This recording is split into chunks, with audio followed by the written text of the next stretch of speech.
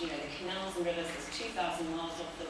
They're very different to people locally. The Thames, which we don't actually look after, and the London waterways are very, very different to the waterways up in Scotland, which are fundamentally different again to a small local canal or a small brook or river that runs near you.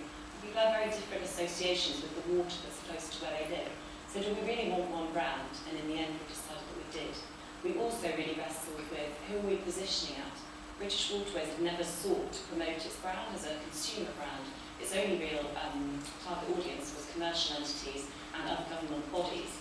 So we had to really try and work out how does the brand work for the general public. And we really looked at how does this tie in with our positioning, which at the time of launch was very much around the canals as havens, havens for people and havens for wildlife. So this is where we got to. We did this before our launch, fortunately, and we got really excited about what does this look like on a cupcake? What does this look like on one of our vans? What does this look like on a flag? And really that was kind of the end of the branding journey for a while. And my job, as I said, became to raise some money again. So I looked at how do we take this brand into fundraising.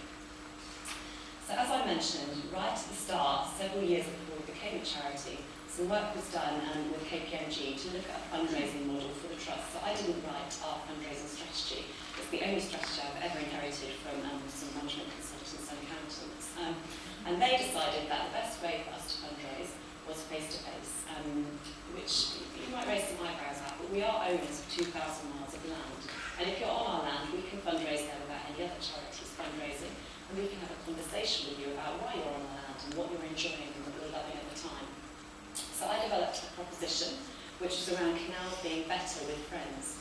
We worked out very quickly that you don't give to a canal to save someone's life. You don't give to a canal to cure someone with blindness. We don't really stack up against these propositions that have a hugely strong emotional need. But equally, we're not like the National Trust or other very benefits-led charities where if you give to us, you get lots of benefits in return. Our canals are open and free and available to everyone all year round, free of charge. So we worked out our proposition as being that canals are better with friends. So they're better for you, you do get some benefits and you get some great, this guided walk book, for example. Fantastic book, I should say, of free walks that you can enjoy in the canals. You learn more about history, you learn more about nature. And obviously because your money is being given to the canals, they're better, thanks to your support. So this is a fairly soft proposition, I can now say. I'm a year and a half into using it for fundraising. And we took it straight onto the tables.